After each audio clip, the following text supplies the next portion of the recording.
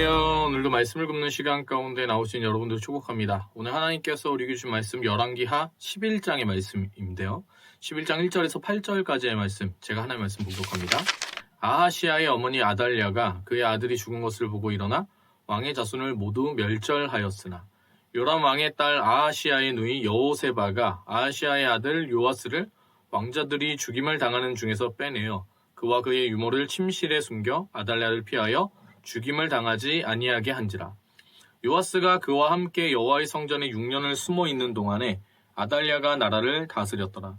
7째 해에 여호야다가 사람을 보내 가리 사람의 백부장들과 호위병의 백부장들을 불러들이고 여호와의 성전으로 들어가서 그들과 언약을 맺고 그들에게 여호와의 성전에서 맹세하게 한 후에 왕자를 그들에게 보이고 명령하여 이르되 너희가 행할 것이 이러하니 안식일에 들어온 너희 중 3분의 1은 왕궁을 주의하여 지키고 3분의 1은 수루 문에 있고 3분의 1은 호위대 뒤에 있는 문에 있어서 이와 같이 왕궁을 주의하여 지키고 안식일에 나가는 너희 중 2대는 여호와의 성전을 주의하여 지켜 왕을 호위하되 너희는 각각 손에 무기를 잡고 왕을 호위하며 너희 대열을 침범하는 모든 자는 죽이고 왕이 출입할 때에 시위할지니라 하니. 아멘. 네, 오늘 이 말씀 가지고 하나님의 은혜 나누게 되길 소망합니다. 11장까지 왔죠. 11장에 보면은 그 이전에 이렇게 있었던 일의 연장선상에 이렇게 유다에 대한 이야기를 해주는데 유다의 왕 아하시아가 예후의 손에 죽임을 당합니다. 요람 아합의 아들이었던 요람도 죽임을 당하지만 그 이후에 보면은 아하시아도 예후의 손에 죽임을 당하게 되는 것이죠. 근데 그 아하시아에게는 어머니가 있었는데 그 어머니의 이름이 아달랴라는 사람입니다. 그 아달랴가 아들이 죽은 것을 본 이후에 왕의 자손들을 다 죽이는 것이죠. 자신이 나라를 통치하고자 했기 때문입니다. 이것은 욕심일 수도 있으나 사람이 가진 자기 합리화의 어떤 모양을 보여주는 결과이기도 합니다. 자신이 하는 일은 타당하다는 것이죠. 아마 아달랴라는 사람은 그렇게 생각을 했을 겁니다. 내가 이들 지금 죽이고 나라를 통치하는 것이 맞다라는 판단을 했을 것입니다. 그렇기 때문에 그렇게 잔인했던 것이죠. 다른 사람과 타인에 대한 배려가 없는 세상의 모습을 아달랴는 그대로 보여주는 것입니다. 그리고 그 세상의 특징은요, 결국에 자기밖에 모르는 형태의 폭력성을 가지는 것이죠. 기본적으로 그런 사람들은 대화가 잘 통하지가 않습니다. 아달랴가 딱 그런 사람들이었어요. 자기 안에 갇혀있는 사람. 그래서 객관적이고 정확한 판단이 되어지지 않은 사람이 아달랴였습니다. 뭐 좀 안타까운 부분들이 있죠. 아들을 잃은 것에 그 이후의 결과로 그렇게 되었는지는 알 수가 없는 거니까요. 그런데 아들을 잃은 복수 때문이었는지 권력에 대한 욕망 때문이었는지는 알 수 없지만 아무튼 뭐 아들 때문에 참다가 뭐 이때다 싶어가지고 그렇게 일어난 것인지 뭐 알 수 없지만 아무튼 아달랴는 그 상황 가운데 일어나고 많은 사람들을 죽이고 자기가 나라를 통치하는 그 자리에 앉아버리게 되는 것입니다. 여러분, 믿는 그리스도인들 중에서도 이런 사람들을 종종 볼 수가 있는 겁니다. 이게 참 안타까운 것인데요. 우리가 믿음 생활하는 것 가운데 꼭 기억해야 할 것은 무엇이냐면 내가 아니라 하나님이 나의 삶의 주인이시다라는 명확한 인식을 가져야 하는 것이죠. 근데 이제 문제는 뭐냐면 그 하나님이 주인이 되실 때에 우리 안에 내려놓게 되는 것이 자기 합리화입니다. 그런데 그러면 이제 어떤 일이 일어나냐? 내 안에 있는 자기 합리화. 누구나 다 우리는 사는 가운데 자기 스스로에 대한 행동을 합리화하려는 성향이 있거든요. 근데 이제 그 자기 합리화를 내려놓게 될 때 일어나는 일은요, 내 잘못이었구나라는 인식이 생기게 되는 겁니다. 그렇지 않으면 어떻게 되냐면 내 탓이 아니라 다른 사람들 탓이니까 다른 사람들 다 죽이는 거예요. 오늘 아달랴가 했던 것처럼 말로 죽이고 행동으로 죽이는 겁니다. 자기 안에 갇혀버렸기 때문에 무조건 자기는 그럴 이유가 있으니까 괜찮다는 식으로 사는 것이죠. 말도 그렇게 해도 되고 행동도 그렇게 해도 되고 생각도 그렇게 해도 되는 거예요. 왜? 자기 합리화의 늪에 빠져 있으니까요. 자기는 타당한 거예요. 여러분, 근데 그렇게 사는 사람 주변에 사람이 있겠습니까? 맞는 말을 해주는 사람은 절대 그 사람 옆에 있을 수가 없죠. 왜냐면 계속 다투게 될 거니까. 결국에 이제 그런 식으로 해서 그 사람은 혼자가 돼서 고립되게 되어 있는 겁니다. 죄 많은 인간의 세상이 그렇게 흘러가게 되어 있는 건데, 근데 그 안에서도 여러분 꼭 기억해야 할 한 가지가 있는데, 하나님의 일은 그 가운데서도 늘 언제나 새롭게 시작되는 특징을 가집니다. 1절에서 보면은 아달랴가 왕의 자손들을 모두 멸절했다라고 써있지만 2절에서는 아하시아의 아들 요아스가 죽지 않고 살았다고 이야기하죠. 3절은 이렇게 이야기합니다. 요아스가 그와 함께 여호와의 성전에 6년을 숨어 있는 동안에 아달랴가 나라를 다스렸더라. 자, 요아스가 6년을 성전에서 숨어서 지내죠. 그동안은 아달랴가 나라를 다스리는데 지금 이 상황 속에서 아달랴의 폭정이 계속되더라도 그 잔혹한 통치는 언젠가는 끝이 나게 돼 있는 겁니다. 4절에서는 이렇게 이야기하죠. 7째 해에 여호야다가 사람을 보내 가리 사람의 백부장들과 호위병의 백부장들을 불러들이고 여호와의 성전으로 들어가서 그들과 언약을 맺고 그들에게 여호와의 성전에 맹세하게 하는 왕자를 그들에게 보이고, 자, 6년의 시간이 지난 다음 7년째 되던 그 해에 지금 이제 여호야다가 사람들에게 왕자를 보이는 겁니다. 그 다음에 명령을 하는데 5절에 이렇게 써 있어요. 명령하여 이르되 너희가 행할 것이 이러하니 안식일에 들어온 너희 중 3분의 1은 왕궁을 주의하여 지키고. 여러분, 하나님께서는 그 약속을 이루시는 분이십니다. 지금 이 맥락에 있는 이 말씀은 하나님께서 항상 다윗에게 등불을 주시겠다고 약속하신 그 약속을 하나님께서 신실하게 지키고 계신 거예요. 하나님께서 요아스를 살려주셔가지고 다윗과 한 그 언약을 붙들고 지켜주시는 것이죠. 그리고 7년째 되는 해에 요아스를 왕으로 세우려는 전략이 이제 시작되어지는 것입니다. 그리고 그 전략이 성공합니다. 그래서 11장에서는 뒤에 부분에 요아스가 7세의 어린 나이에 왕이 되는 장면, 그 과정을 보여주는 것이죠. 아달랴는 그 가운데 반역이라고 소리치면서 외치지만 결국 사람들의 손에 의해서 왕궁에서 죽임을 당하게 됩니다. 요아스를 왕으로 세운 여호야다는 요아스가 굉장히 아직 어리니까 바알의 신당을 허물고 바알의 제사장들을 죽이면서 개혁에 나섭니다. 하나님을 바라보는 그 나라로 개혁을 이루는 것이죠.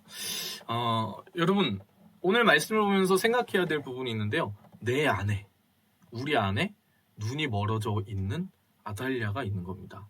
아달랴가 있는 거예요. 진실을 보지 않고 자기가 믿고 싶은 대로 믿고 하나님이 아닌 자기 뜻대로 살려고 하는 아달랴가 있는 거예요. 남의 얘기는 듣지도 않는 그 아달랴가 있는 거예요. 자기 원하는 대로만 하는 그 아달랴가 있는 거예요. 그게 저와 여러분 안에 있는 거예요. 11장의 20절에 개역개정이 이렇게 이야기하거든요. 온 백성이 즐거워하고 온 성이 평온하더라. 아달랴는 무리가 왕궁에서 칼로 죽였더라. 개역개정이 좀 약간 어렵거든요. 개역개정은 원래 좀 약간 어려워요. 그래서 어떻게 보면 성경을 읽는데 가장 큰 장벽 중에 하나가 개역개정입니다. 왜냐면은 읽기에 쉬운 성경이 아니에요. 이 개역개정이라는 번역 자체가.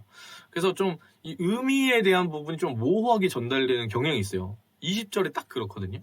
근데 이거를 우리말 성경에서 보면 뭐 우리말 성경이 그렇다고 개역개정보다 낫다 이렇게 말할 수는 없는데 우리말 성경에서 보면 이 부분이 조금 더 정확하게 전달이 돼요. 그러니까 성경을 제대로 읽으려면 번역서를 하나만 보면 안 되고 여러 가지 번역들을 같이 봐야 되는데 우리말 성경에서 아무튼 이 20절에서만큼은 조금 더 뉘앙스를 정확하게 우리에게 알려주는 건데 이렇게 써 있습니다. 그 땅의 모든 백성이 기뻐했습니다. 아달랴가 왕궁에서 칼로 죽임을 당했기 때문에 예루살렘 성은 평화를 되찾고 조용해졌습니다. 이 말씀 보면서 생각해야 되는 게 있는데요. 여러분, 태도가 중요한 겁니다. 남 탓을 하거나 환경 탓을 하는 사람은요. 그 남과 그 환경 때문에 자신의 삶을 절대로 바꾸지를 못합니다. 왜냐면은 자기 안에 그 어떤 삶을 바꿀 만큼의 어떤 결단이 일어나야 되는 순간이 있잖아요. 그 순간마다 얘기하는 거예요. 내 과거가 이렇고 내 상황이 이렇고 내가 과거에 어떤 사람에게 상처를 받았고 이런 얘기를 계속 하는 거예요. 근데 그 모든 상황은 그렇죠. 어렵고 힘든 일이죠. 하지만 그 상황 속에서 어떤 태도를 취해야 할지는 나의 선택이었던 거거든요. 그래서 내 책임이라는 건 인식해야 되는데 그거를 인식하지 못하고 그냥 살아가는 거예요. 그러면 누가 눈을 뜨냐면 아달랴가 눈을 뜹니다. 그 사람 상처 입은 상태로 사니까 자기 합리화의 늪에 쌓이고 고집스러워지고 상대방을 공격하고 자기 그러는 줄도 몰라요. 그런 채 살아가게 돼요. 그래서 태도가 중요한 거거든요. 기억하십시오. 남 탓하면 죽는 겁니다. 자기만 바라보고 자기 감정과 자기의 그 약간 상처와 그런 것들에 집중하게 되면 그 사람은 반드시 죽게 됩니다. 그 사람 옆에 절대로 사람이 다가갈 수가 없어요. 왜? 그 사람은 에너지 뱀파이어거든요. 만나가지고 정상적인 대화가 통하지도 않고 계속 끊임없이 상대방의 에너지를 끌어가는 사람이 되는 거거든요. 그러니까 자기가 홀로 된 거에 대한 원인이 어디냐면 자기한테 있는 건데 그거 몰라요 절대로. 아달랴가 있는 겁니다. 아달랴가. 여러분 그걸 꼭 기억하셔야 돼요. 아, 하나님 내 잘못이네요. 그걸 인정하는 순간 우리의 삶 가운데 하나님 앞에 회개하고 돌이키는 일들이 일어나게 되는 겁니다.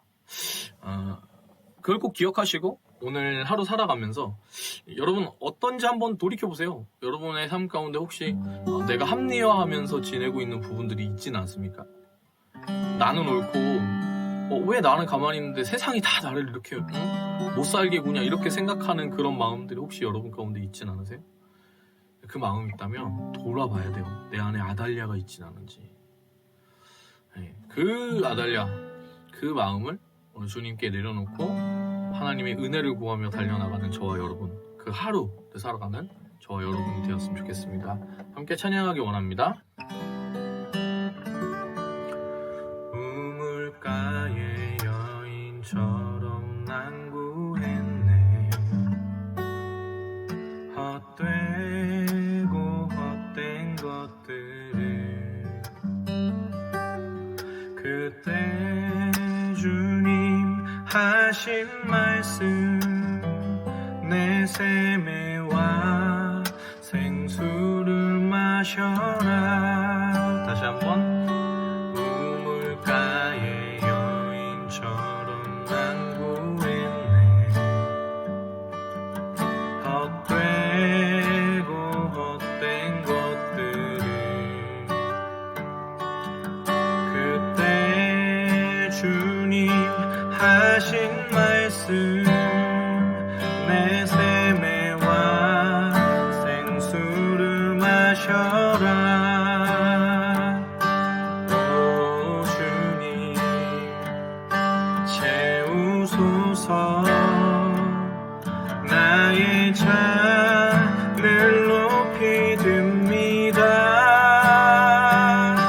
하늘 양식 내게 채워주소서. 넘치도록 채워주소서. 오 주님, 오 주님 채우소서. 나의 잔을 높이 듭니다. 하늘 양식 내게 채워주소서. 넘치도록 채워주소서.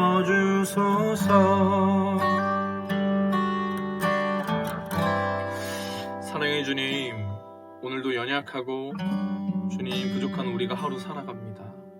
우리 안에 아버지 하나님 아달랴가 있는데 하나님 우리 안에 그 아버지 하나님 마음들 내려놓고 하나님이 드러나실 수 있도록 하나님 은혜 가운데 우리가 나아갈 수 있도록 우리 안에 그 아달랴를 주님 없앨 수 있도록 주님이 은혜 베풀어 주시옵소서. 하나님 오늘 우리 마음 가운데에 평화가 임하게 되길 소망합니다. 하나님의 은혜가 임하게 되길 소망합니다. 아버지 인도하여 주시고 오늘 하루 우리와 동행하여 주사 내 안에 내려놓고 내 안에 하나님 앞에 해결해야 할 그 아달랴가 무엇인지 주님 바라보게 하여 주시옵소서. 주님 우리를 회복시키시고 우리를 새롭게 하실 주님 찬송합니다. 감사드리며 예수님의 이름으로 기도합니다. 아멘. 네, 오늘 하루도 화이팅입니다.